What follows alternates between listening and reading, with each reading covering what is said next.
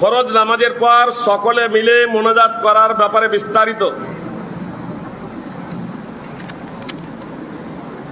এও এখন বলতে হবে।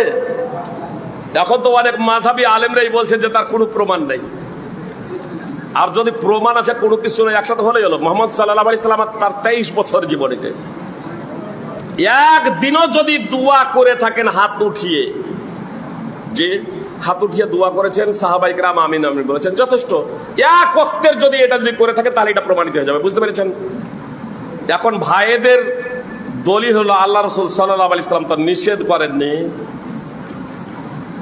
এটা হলো তাদের কথা যারা কোরআন এবং সুন্নাহ বুঝে না বা বুঝেও না বুঝার ভান করে।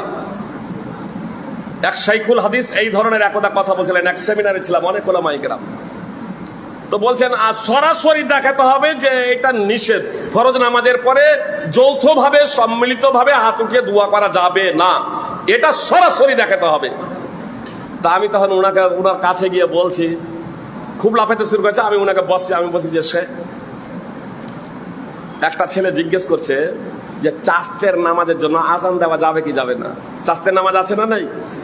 আল্লাহ বলছেন ইদা নাদাইতুম ইলাস সালাহ, সকলের ঐক্যমতে এখানে আজানের কথা বলা হয়েছে। সমস্ত মুফাসসিরিন এই বিষয়ে একমত। কোন নামাজ এটা তো নয়।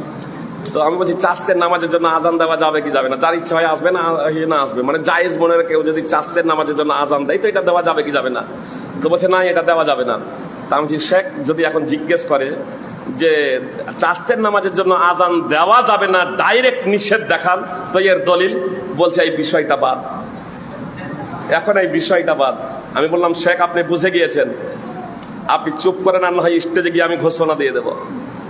শেখ বলছেন ঠিক আছে, আর কিছু বলিয়েন না। সেদিন আমি সব বলিনি, সেদিন আর স্টেজে আমি বলিনি যে এই হচ্ছে অবস্থা। আপনাদের বলি, আপনারা সবাই জানেন সলাতুল জামাতে তাবদুল সলাতাল ফাদে বে 27 দারাজা।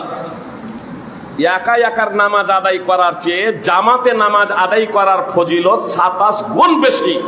সহিহ বুখারী এবং মুসলিম। মনে করেন আমার বক্তব্যের শেষেই এশার আজান হবে, এশার নামাজ পড়বেন, তারপরে সুন্নাত পড়বেন। তো এশার নামাজ জামাতে পড়বেন, ফরজ নামাজগুলো জামাতে পড়বেন, সুন্নাতগুলো একাই পড়বেন না জামাতে,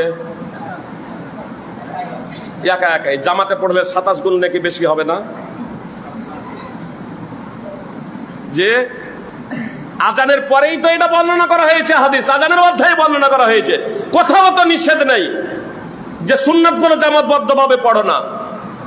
আমি ওই তাদের মূর্খতা অনুযায়ী